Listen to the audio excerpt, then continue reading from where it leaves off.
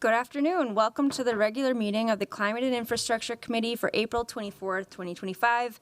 I'm Katie Cashman, chair of this committee. Before we begin, I want to offer a friendly reminder to all members, staff, and public that these meetings are broadcast live to enable greater public participation, and we use real-time captioning to ensure the accessibility of our proceedings, so please speak as slowly and clearly as possible. Thank you. At this time, I'll ask the clerk to call the roll to verify a quorum. Councilmember Vita. Present. Osman is absent. Chavez. Present. Chowdhury is absent. Vice Chair Koski. Present. Chair Cashman. Present. There are 4 members present. Let the record reflect we have a quorum, and we'll start with our consent agenda, items 1 through 7. Item 1, passage of a resolution designating the 2025 Fulton Residential Street Resurfacing Project, setting a public hearing for June 26th. Item 2, approving the concept layout for the 35th Avenue North Flood Mitigation Project. Item 3, approval of a lease amendment with MnDOT, allowing rental of parking lots under I-94 bridges. Item 4 is approving appointments to the 54th and Lyndale Special Service District Advisory Board.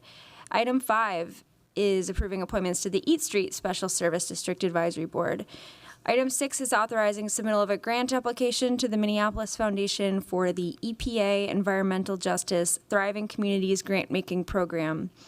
Item 7 is authorizing the submittal of a grant application to the Bush Foundation for the Community Innovation Grant. Is there any discussion on the consent agenda, items 1 through 7? Councilmember Vita.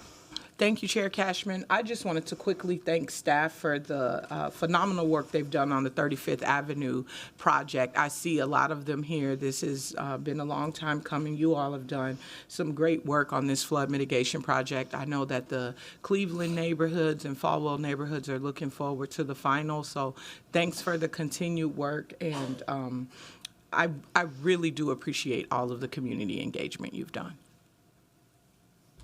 Thank you, Councilmember. I'm going to pull item 3 for a couple of questions that I have. So seeing no other discussion on the remainder of the consent agenda, I'll move items 1, 2, 4, 5, 6, and 7 for approval. All those in favor say aye. Aye. Those opposed say nay. Any abstentions? Those items carry. And for item number 3, this is approval of a lease amendment with MnDOT allowing rental of parking lots under I-94 bridges. I'm wondering if the staff member could come up for a couple of questions.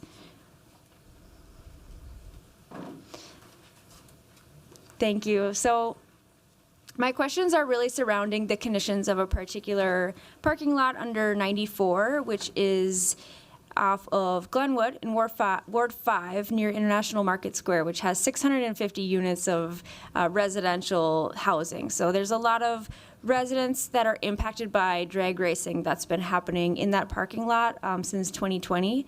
And I know they've pursued some public safety solutions with the police, but I'm wondering if you have any insights on how, from an infrastructure perspective, we could help to curb the drag racing that happens in that parking lot. And please start by introducing yourself. Thank you. Yeah, my name is Ronnie Toledo. I'm a parking systems analyst at Fort Public Works, and I'm not aware of any drag racing under that lot, which would be the farmers market lot, right under, right across the street from the farmers market. But I'm going to turn it over to my director, Alan Cogman, for further questions. Okay, thanks. Chair Cashman, members of the committee, good afternoon. Again, I'm Alan Klugman. I'm the director of the Traffic and Parking Services Division of Public Works. Chair Cashman, I think probably the most basic thing I want to say to you is that's something we will look into. We definitely have had reports of drag racing, street racing, donuts, things like that at different parts of the city. We typically work with MPD on those. We do have some physical interventions we can do to try to cut down on that. But I think specifically for the farmers market lot, step 1 is what we'll do is we'll check with our security. We do have security that patrols the lots on the space that we rent from MnDOT, so I'll try to get some eyes on the street for them, find out what they know. And then we'll touch base with the police as well, just to understand what the history is there. If there's representatives from the residents who want to reach out to us, please have them contact me. I will. And then, as I say, we have some physical interventions we can put out there just to restrict the ability to move cars quickly through the space. So that's something we can look into. Okay, I deeply appreciate that, and I will Absolutely. put this constituent representative of the International Market Square residents in touch with you to talk about what that intervention could look like. Absolutely. Okay, thank you. Thanks. You bet. Any other questions on this item? Seeing none, I will move approval. All those in favor say aye. Aye. Those opposed say nay. Any abstentions? That motion carries. I'll welcome Councilmember Chowdhury and ask if you would like to be noted as an aye on the remainder. Yes, please. Thank you. Thanks, Kendall. Okay, so we have moved through that consent agenda, and we're going to switch the order of our receive and files. So our first receive and file item will be an update to the 2021 to 2024 report back on the Transportation Action Plan, focused on mode split of transportation in the city. So here to present on this item is Kathleen Mayel from Transportation Planning and Programming. Good afternoon, Chair Cashman, committee members. I'm Kathleen Mayel, Transportation Planning Manager in Public Works. And I'm here today to give an update to the report back I gave last November on the Transportation Action Plan with the one piece of data that we did not have at the time. So every 2 years, just as a reminder, we come and present to council on how we're doing on our goals and initiatives through the Transportation Action Plan. This past November presented with the REF, and we did not have the data for mode split at that time. So this is what the slide looked like that I presented on, and we were still working to finalize the data. So we've got the data and want to share back. This data is collected from the Metropolitan Council, and so we get the data from them. They get that data through their travel behavior inventory, and there were some changes in 2024 that we were working with them through the later part of 2024 that impacts all previous years of our data in terms of mode split. Their changes to methodology reflects their, expertise in terms of evolving standards and research and how to report on these types of things. The survey data remained the same, but they did change the weighting of the data. And one thing that is particularly relevant to the change that we'll see in our data is that they tied actual transit ridership to transit trips in Minneapolis versus a sampling and then extrapolation, right? And so they had oversampled transit ridership, which is the main takeaway of today's presentation. So that is what has happened. And if you look at this chart, there's a lot here. The lined, or the ones that are transparent a little bit, were the original data. The solid colors are the new data. And then green is our 2030 goal that we set in the Transportation Action Plan. We are updating the data and maintaining our goal. That means that it's potentially a slightly more ambitious goal, given our baseline data in 2019 relative to what the new methodology produced. But we remain committed to our mode shift goal. And so we plan to use this new data, reflecting, the professional recommendation of our partners at the Met Council, and use this new data. It is a more accurate picture of what's happening in Minneapolis. We do not anticipate, and we spent, time with staff at the Met Council in terms of, is this methodology going to change again? We rely on this data. We care about it. It's very important. And we do not anticipate any additional major shifts moving forward. They know that we use this, and I think it was actually a good, professional conversation, right, about how important this data is for our policies and how we make decisions and such. So all in all, a fair process here. We will plan as we move forward with these 2-year report backs, using the new updated data as opposed to what was previously reported. We'll continue working on our mode split goal of 3 of 5 trips taken by walking, biking, and transit by 2030. And then notably, just noting that biggest differential in data is on the transit trips. So coincidentally, our As You Go Minneapolis focus this year is on transit and getting more people to take transit trips. So that's a nice, just added, coincidence with this data is that we are focusing on getting folks out to try transit more often with a lot of new transit investment that we'll be seeing on our streets with the B&E line and other transit lines this year. That's it. I'm happy to take any questions, should you have any. All right, thank you, Kathleen, for the presentation, and thanks for searching for that data and making sure that we were able to report on this goal, because I think it's really important. It's a really important metric for the success of our transportation shifts in the city, is to measure how many people have the opportunity to take an alternative mode from vehicles. And if you could just go back to the slide where it has all the graphs of the different colors, I'm wondering if you can just help me understand what the baseline was, what we were looking at when we set this plan, what the mode shift was at that time. Sure. So if you look at the light blue, that was our original data. So that is what the baseline operational data we were working with in 2020 when we set the original TAP goal. And so you can see the biggest differentiator there. So the walking numbers are fairly close, biking's fairly close. Transit, as opposed to 13%, is quite a bit lower, right? The dark blue transit bar there. So that's the biggest differential, and that's because they recalibrated how they calculated the transit data. There were slight increases in both driving alone and driving with somebody, the last two bars. So why do you think the numbers went up for walking, public transit? So in 2021, like the yellow one in the middle kind of stands out, it jumps up. Why did that happen? So the slashed or the dashed yellow, the light yellow, was the originally reported, and that has now, so they, in 2024, went back and re-looked at all their previously reported data. So the yellow, the dark yellow, is actually their new reported 2021 data. I see. So we moved down in walking between 2019 and 2021, a little bit down in biking, a little bit down in transit, up in driving alone and carpooling. And so Okay. that was in the middle of the pandemic, and so there was a lot of influences as well to our travel behavior then. So what was the mode shift in 2019 when we set this plan? Because our goal is by 2030 to have 3 out of every 5 trips taken. What was the baseline of that when we set the plan? Chair Cashman, committee members, so if you add up, I'll just do a quick add here. It was our previous walking, biking, and transit, we believed was 32%. And we set a goal to have 3 out of 5 or 60%. So it was a near doubling, right? Slightly less than a doubling. And now we have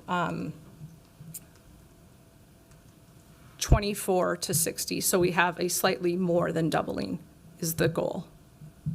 If you go back to the 2019 data, the newly reported 2019 data is 24% walking, biking, and transit. Previously, we thought it was 32. So going from slightly less than doubling to slightly more than doubling. And so we have revisited our goal to shift it higher. No, sorry, Chair Cashman. The goal remains the same. So, but it is slightly more ambitious, I'll say, in terms of how many percentage points to get to our goal than we previously had thought it was, but we do not recommend changing our goal based on the new data. Okay, thank you. And then, so we are 5 years into this plan, 4 years into this plan, so we're halfway through. And can you just help me with the math of where are we at in between 24% and 60 now? Chair Cashman, yes, 1 second.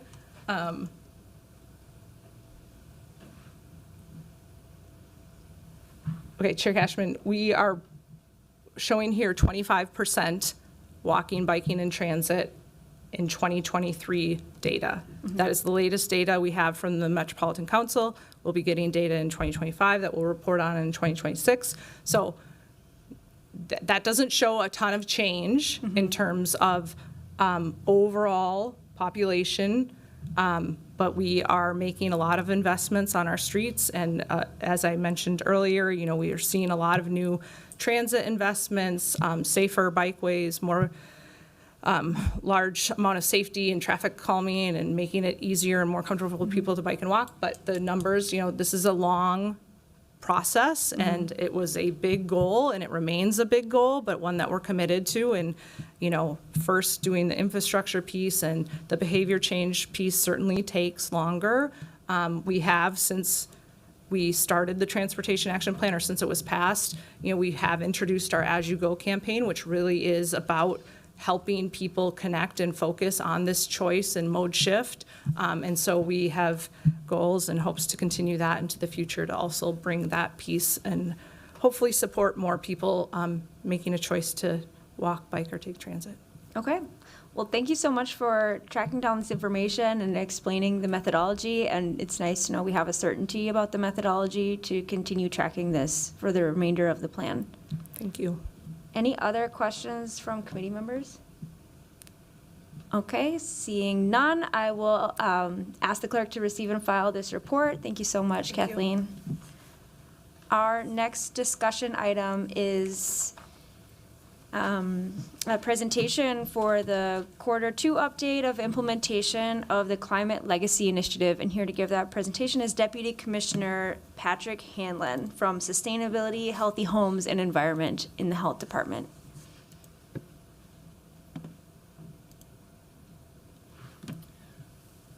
There we go. Chair Cashman, council members, Patrick Hanlon, Deputy Commissioner in the Health Department. These are the 2024 results. Last time we were here was in November of 2024, and then some Q1 updates. Just as a reminder, the Climate Equity Plan was passed in July of 2023. This is the ambitious greenhouse gas emission reduction targets that we have as a city.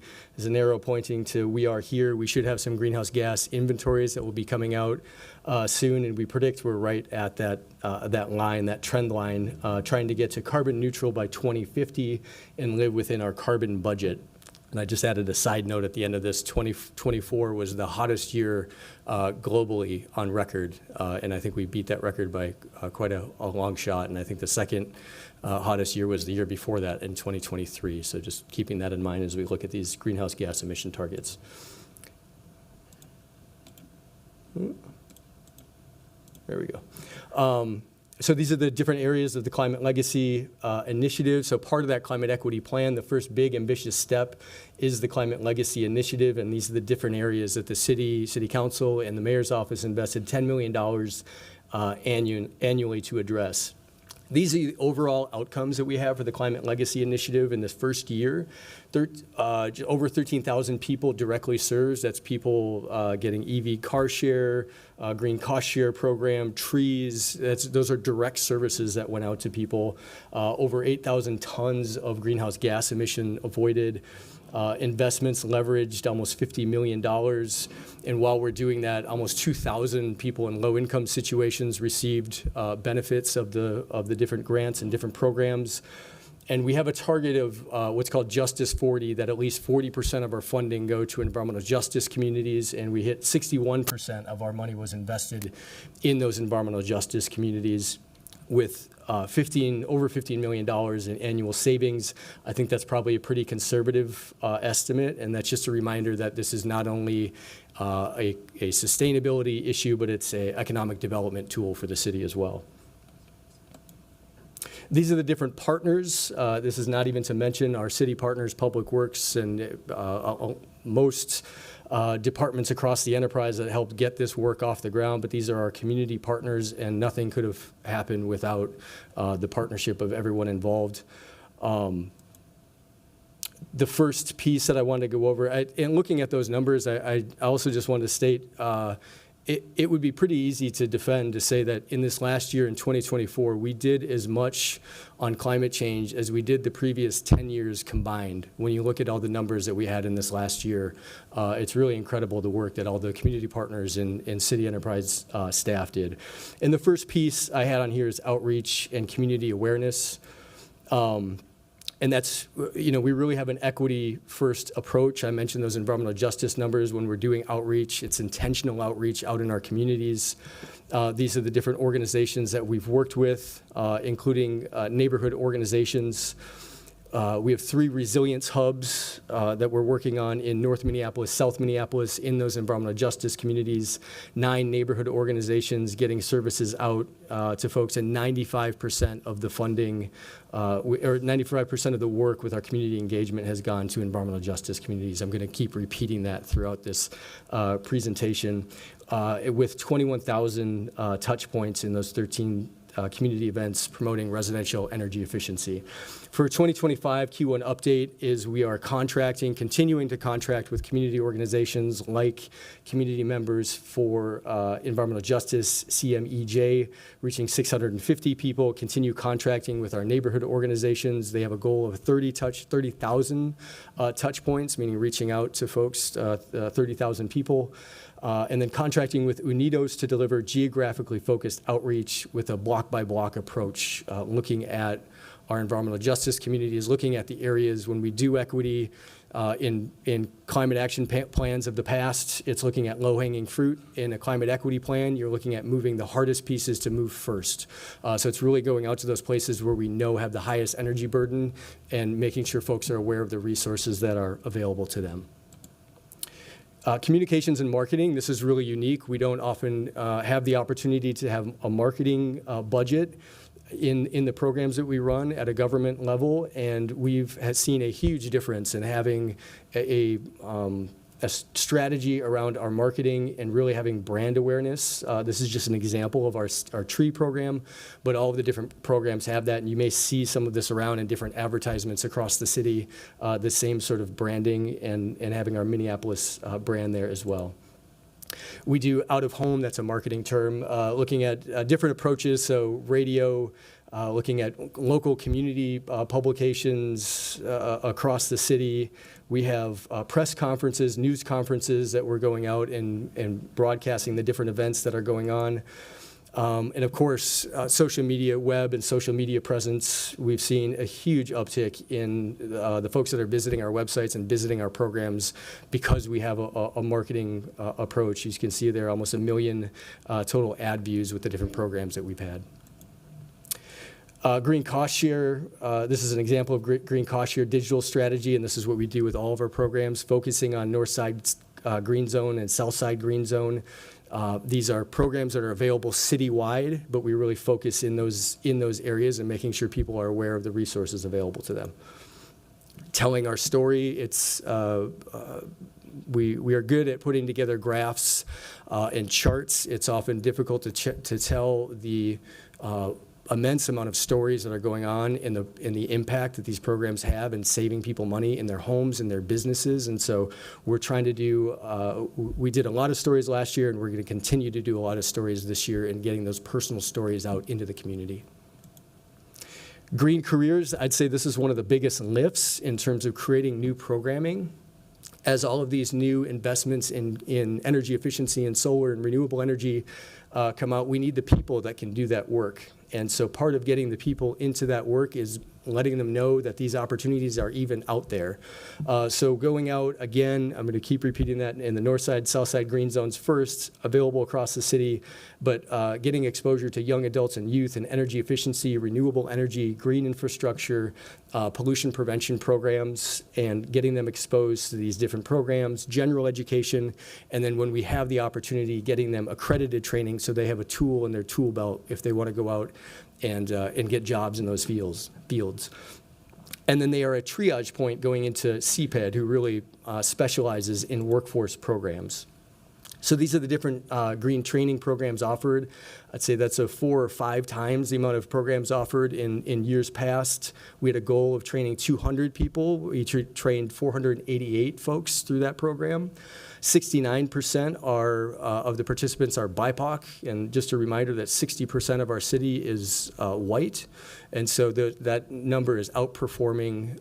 It's evidence of very direct outreach in these communities and getting people engaged and participating in the programs. And 100% of the funds were invested in environmental justice communities. 2025 Q1 updates. Being more specific, having more culturally specific trainings, especially around language in Hispanic and Somali communities, greater integration with community planning and economic development. I think we took huge strides. If Deb Barhelgen is listening, kudos to her and her staff for the collaboration coordination that we've had with their team around green careers and workforce, adding new topic areas like urban agriculture, and then also trying to keep these high levels because of the additions of some other priority areas like waste reduction, zero waste. In a lot of the programs, we took a little bit of funding cutback, and they've been able to keep up high levels of service, and I think we expect to see that high level of service throughout the year in 2025. I mentioned CPED, employment and training, green workforce. Deb Barhelgen and her team, they have create green jobs with an emphasis on equity, provide pathways for BIPOC communities in climate sectors, and support sustainability and workforce resilience. Minneapolis employment training, otherwise referred to as MET training, you'll see that a lot. They had 40 folks placed in pre and apprenticeship programs, and that may not seem like a lot, but that's a pretty impressive number for workforce, is getting people into jobs, people that were underemployed, that were unemployed or underemployed, and getting them into jobs. Again, that program had a goal of 200 people trained, and they had 400. And the conversion rate is 80% of the people that went into the program and stayed into the program, and then 100% retention. In Q1 of 2025, they are rolling out, now that they have a new career force location, they're rolling out different programming. One is with George Modular Solutions. If anyone is watching the news, there is a big uptick in the need for modular homes, and so that's a collaboration that they have, CPED has with George Modular Solutions to get real-life hands-on experience for folks in apprentice programs. They have apprenticeship outreach office in North Minneapolis. This is the first apprenticeship office of its kind, the career force location. North Minneapolis's career force at 800 West Broadway. It's groundbreaking, and they're actually getting a lot of outreach from across the state and people wanting to replicate the programming that they're doing. And they have an apprenticeship outreach navigator that was in collaboration with the trades and with unions to have an outreach navigator that can connect people to these different programs with very intentional outreach in our community. So they're just running some great programs. Again, they have a goal of 40 individual pre- and apprenticeship placements, and they believe they're going to hit that goal. Urban forestry. Trees, planting more trees. We have our low-cost residential tree sale, low-cost tree program for businesses. So if any of you know of small businesses or organizations in your communities, we're always looking for places to plant more trees. Free trees for green zone residents. That's a environmental justice strategy, equity strategy.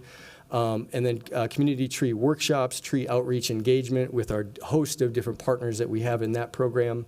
These are the results from that program.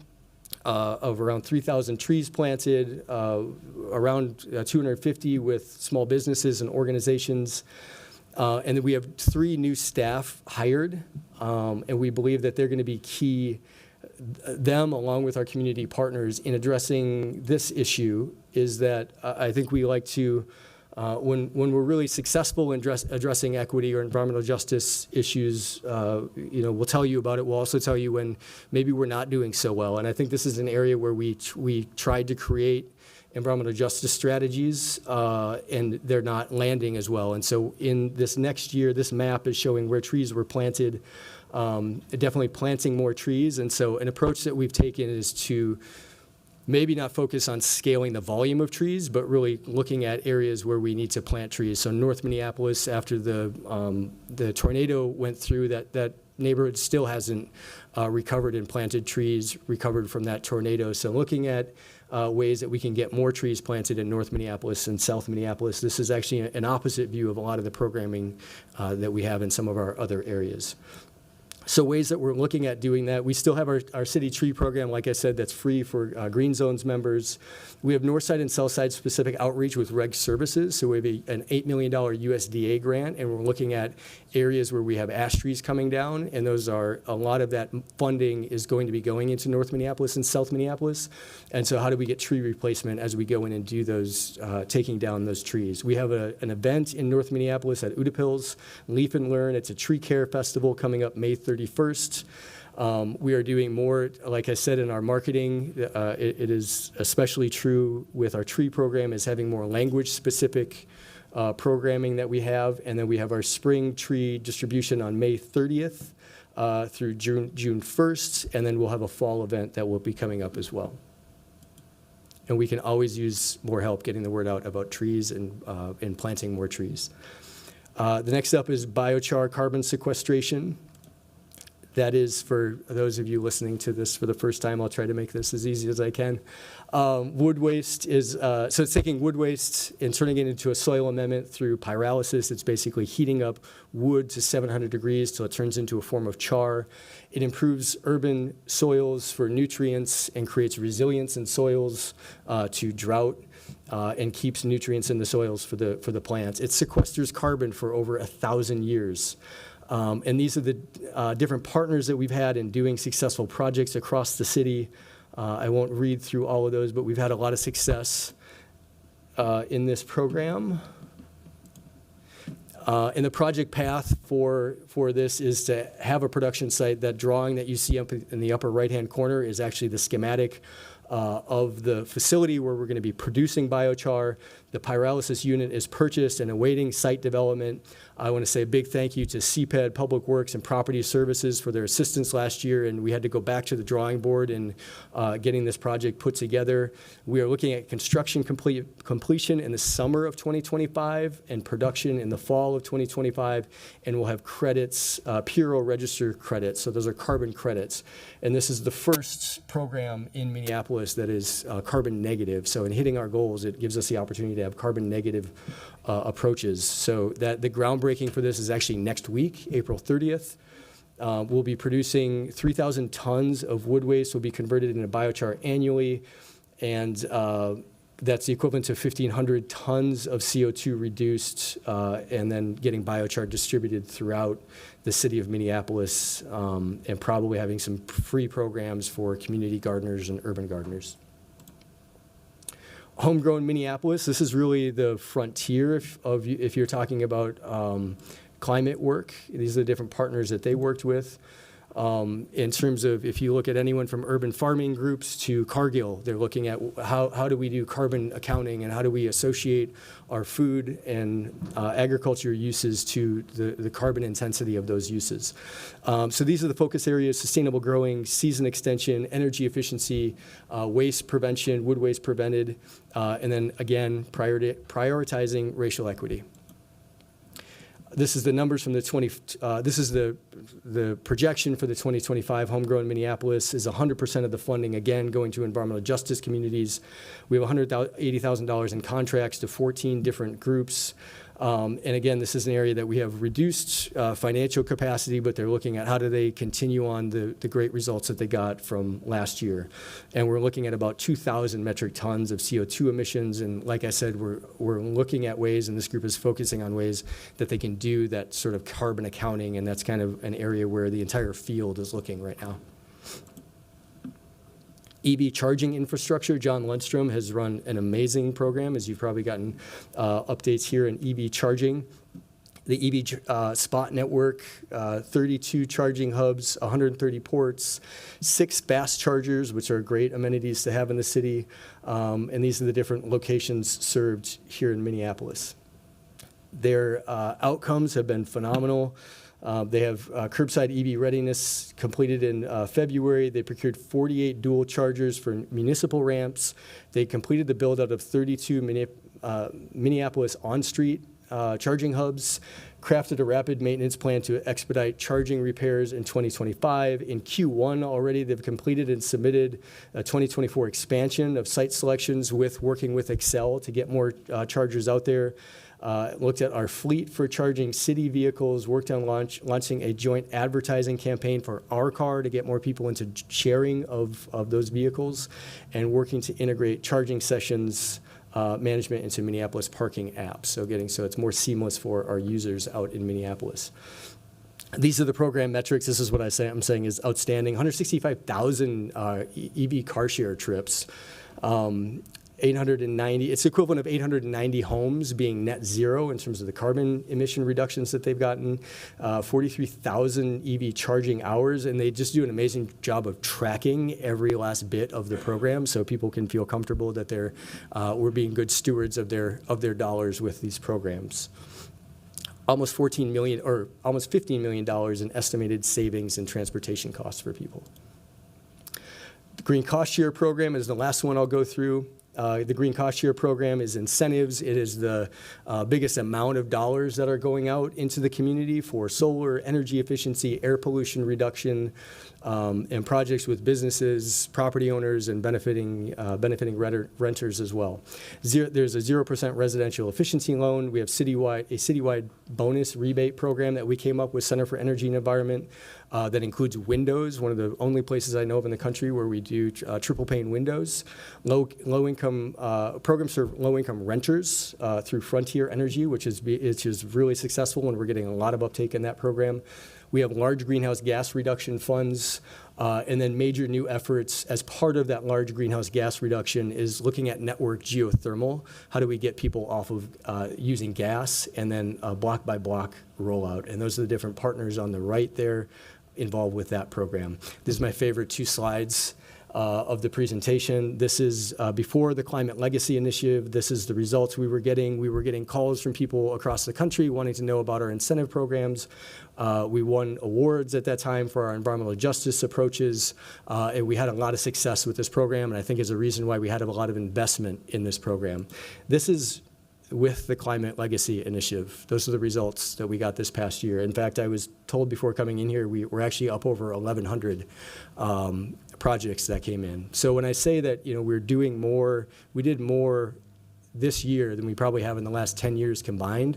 That's just in this program that's been going for a while. So, and not including all the other results that we've gotten with the other programs. So just a lot of work going on in the community, and we're really trying to find the best way to tell the story of the success. Another thing I want to point out is when you look at that chart, this is an example of just one of those numbers in there, and this is an example of one of the homes that we go into. This is an owner-occupied home at 30%, less than 30% AMI in North Minneapolis, called for a no-heat situation. We had multiple health and safety issues that were going on, so replacing an octopus boiler that had asbestos on it, insulating walls in the attic. We had ventilation issues, repair this obvious plumbing issue that's going on that leads to mold and asthma triggers for kids in the home. Integrated pest management, and then lead paint remediation. So this is just one of those numbers on that chart, and I just want to point this out as an example of a home, one of the projects that we work on. This is the score that home had. They're now saving up over probably $600 a year in energy savings, and that's a big deal for people that are living at below 30% AMI. These are where the numbers, I showed you that tree program where we're really focusing on EJ efforts. This is an area where I think we're doing well with our partners that are community partners in these communities, and and the incentive structure that we have that gets people incentivized to do this work. As you can see in North Minneapolis, and this is probably consistent across the 10 years, that Ward 5 is the most heavily invested in area, and we see heavy investment in South Minneapolis as well in our green zone. So $56 million in lifetime energy savings. It's a lot of dollars saved. 886 small residential projects. We had a goal of 500, and then almost 2,000 low-income folks that benefit from these programs and get savings. Here's that number again, that 58% of the funding went to environmental justice projects, and we have criteria for that. That's not just equity washing. They're either in the green zones, great streets, eligible priority areas, which have income and racial components to those, below 80% AMI, involved in some other form of affordable housing, or a low-income supporting nonprofit like a Vivo that's getting services out to people. And so I showed you that chart of how much work we did this last year. This is this year. So this is where we were at in 2024 at the same time last year. This is the amount of requests that we've already got in this first quarter of this year. So we're already seeing accelerated results from last year to this year. Our contracts are in place, our staff are hired, we have those marketing campaigns out, and word of mouth is spreading with the different community organizations that we're working with and people that receive services. I don't think that was the end. There's the last one. So in Climate Legacy Initiative in 2025, we overcame a number of challenges that I won't go into, part of which was one of our partners ran out of financing funding. We had some setbacks in block by block, and I think we're back on track with that. We had Director of Climate Equity Action, Megan Hoy, was hired so we can have a citywide integrated approach. Project Manager Jess Stone, we're looking at different areas from EV charging, city buildings, weatherization, and having really focus areas with integrated partners across the city, and how do we further focus in these areas. And then we have one data position, it's Peyton Johnson, I guess I can add her name to that, to build out a dashboard framework. And so I'm hoping as we go forward, we can have a more consistent, we can have a dashboard that's set up that shows you some of these results, and that matches the continuous updates that we're going to come back to council with. We have our zero waste strategies that we'll hear updates from that in the fall as those programs kick off. And then all of these programs are up and running and really accelerating. We have an IGR staff being hired that's going to focus on climate issues that'll work with our IGR staff and have an enterprise-wide approach to that as well. And then, like I said before, we have network geothermal focus for the next year. So that is the last of my slides, and I can stand for questions. Thank you so much, Deputy Commissioner. Thanks for putting this together and for giving such thorough reports every 6 months to this committee, because there's a lot happening really fast. And we are getting requests, or at least I am getting requests from people around the country for information and updates on what Minneapolis is doing, because we are certainly an inspiration for many other cities. So it's really great to have this opportunity to show our progress and great work. Great, thank you. I do want to ask a couple of questions. So the first one was about this IGR position and their role and what they will be working on. I know that there's a lot of, movement at the state legislature this session, in particular with trying to roll back the 2040 clean energy goal. Not roll it back, but, create loopholes and barriers to that. So where is this hiring process right now, and are we going to be in time to be able to weigh in on some of that? Sure. Chair, they're in interviewing right now for the position and have interviews going forward right now. And yes, they will be involved with Public Utility Commission issues, state issues, federal issues, which are fast and furious these days.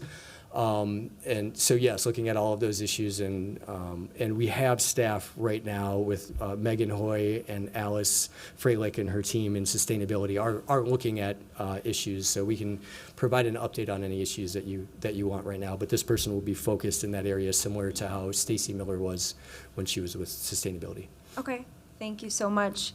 My second question was about making green cost share available to people who live in rental buildings, and you did touch on that quite a bit. But when we see these green cost share payments come through from the city council side, we normally see the large ones. Is that because it's above a certain amount, and that's why we get the requests that came in this week, for example, were for a Menlo Equities building, an office building downtown, and Sabathany and Metalmatic LLC. Is that because they're just over a certain amount and the council's not seeing those smaller payments go out? Chair Cashman, the reason, a lot of the work that's being done with rental properties or people that are in rental situations is through partners. So as much as we can, we try to work with a Center for Energy and Environment, a Frontier Energy, another partner to streamline the service so that they're not having to come directly to us to fill out an application. So it's going through our partner, and then we ask for that tracking information of based on income or any other information. So Frontier Energy is the partner that's doing a lot of the low-income programs and is combining utility programs that already cut the incentives down to about 50% match, and then the city stacks on top of that to make the project happen. I see. That makes a lot more sense. So for renters who want to encourage their building owners and property managers to make these investments to lower their energy costs, how should they approach Should they approach Frontier Energy then to figure out how to tap into this resource?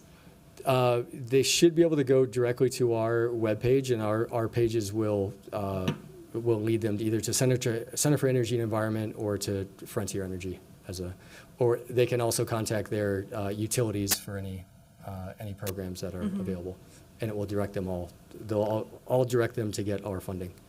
Okay, that's really helpful. I wanted to give a shout out to the trees staff who are doing an amazing job and serving on the Minneapolis Tree Advisory Commission. I've been able to see them in action, working with community, and I really appreciate that this year they're working with schools to plant trees on our Minneapolis public schools. It's just a perfect connection, and a great opportunity to green some of the, vast surface level parking lot areas in our city that do have urban heat island effect and, can improve the air quality for the students at those schools. So really appreciate that. Thank And you. then my last question would be about, when we pass this in 2023, we have goals by 2030.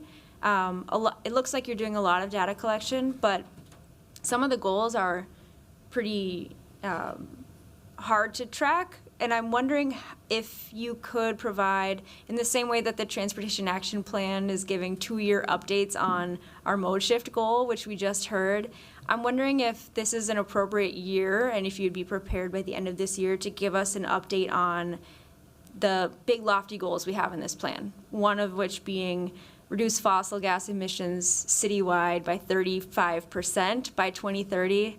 The other one being ensuring all households have an energy burden below 6% by 2030. We have a few others, train and support 1,000 Minneapolis residents to participate in the green economy. That one feels like you could probably be tracking pretty easily. But those other 2 goals, how easy will it be for you to give us an update on those goals this year? Yeah, Chair Cashman. So the data position that I have highlighted on this slide is we're working with, we have an RFP out with contractors right now to develop a dashboard that is exactly that intent, is to look at our climate equity plan. That is the majority of Megan Hoy's role here is as the Director of Climate Equity Action, is to look at these different areas and then see how we're doing against goal. So it's not only the Climate Legacy Initiative, but what are we doing as a city? What are we doing citywide? And how are we moving towards these goals, and what are the gaps? So when you come back to this committee at the end of this year for your, every 6 months presentation, will you be prepared to present on those lofty goals and how we're advancing towards them? Yes, Chair Cashman, we'll see where we're at with the goal is to have those dashboards set up by the end of summer. Okay. So that's the plan right now, is yes, to be ready for it, and then have those different dashboards in those different areas in place. So tentatively, yes. That sounds great. Yes. Okay, really appreciate it. Are there any other questions from committee members for Deputy Commissioner? Councilmember Chowdhury. Thank you, Chair Cashman. Thank you so much, Deputy Commissioner Hanlon, for your presentation. And just first start off by saying thanks to all of the amazing staff that have put in so much effort over the last year and this first quarter to implement the Climate Legacy Initiative. My first kind of question is regarding network geothermal. I know that that's something that we're headed into as a next step for work. Could you kind of detail out what are the next steps and what are kind of some of the goals for this year in that space? Sure. Thank you. Chair Cashman, Councilmember Chowdhury. We're looking at what there are a number of sites that are being considered, being looked at by folks that are interested in network geothermal. The Kmart site, there's a development along Lake Street. We're meeting with, and I should say Megan Hoy is doing a lot of meeting with a lot of the network geothermal developers, and examining what the challenges are, what the barriers are with them as developers, and then also people that are developing sites. What are the different, whether they be financial or maybe even an understanding of the benefits of having network geothermal, and then if there's any policy barriers that are in the way as well. So kind of getting a feel for if we were to expand network geothermal, what are the barriers that are in place and what can we do as a city to address it. We're also meeting with our utility partners who have, CenterPoint Energy is doing a lot of focusing around providing heat as a service. And so that's different from providing natural gas.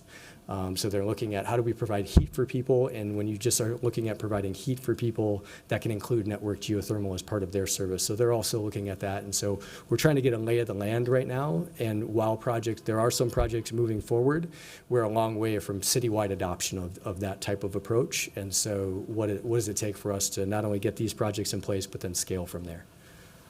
Thank you. Yeah, that's so clarifying. With CenterPoint Energy, is that work related to kind of meeting some of the goals and commitments that they've made with the franchise agreement and then also our clean energy partnership? Chair Cashman, Councilmember Chowdhury. Yes, that's part of what they're trying to do to hit their goals. Just wanted to clarify that. The next question that I have is, this is really gave us a great picture of all the things that are going super, super well, and that's just a great test again to your work and then our staff's work. But I would love to kind of hear what are kind of the needs that you have from our community members that you've been seeing. Obviously, there's like a large set of community partners, but like what additional partnership is needed? What's needed from the average Minneapolis resident and neighborhood association? Chair Cashman, Councilmember Chowdhury. I think getting more awareness out there for people that these resources are out there. I think there's a lot more people that could use these services and aren't aware that they're out there. So any help that the council can provide in that, we are going to be spending a lot of effort around getting those messages out to people. And I think while we see a big acceleration in the need for all of these programs, we're also, in the last couple months, probably with the private sector, public sector, everyone, these tariffs have thrown kind of a little stick in the spoke of the wheel. And so we've got some of that feedback, and we see that in our applications in the last month, that people aren't certain as to how they want to invest their money from businesses and even homeowners. So it's just, I think there's a little pause with everything going on in the economy and tariffs right now. That's a great segue into my last question. Just kind of looking at the picture at the federal level, kind of how are you navigating this with our departments, especially on this effort nationally to kind of go against reducing greenhouse gases, kind of increasing our fossil fuel dependency, and then maybe bringing it kind of back down to the local level? What are some challenges that you're just experiencing implementing the Climate Legacy Initiative? All right. Chair Cashman, Councilmember Chowdhury. I mean, I haven't looked at the news in a couple hours, so I'm not sure what what's going on at the federal level right now. But I would say that we are continuing to do the work. I mean, we're really fortunate that you all passed the funding that you did, that the mayor passed the funding that he did, because it allows us to continue to operate I mean, we're getting notices of IRA funding getting pulled back, as we can continue to operate in this space, and folks in Minneapolis can reap the benefits.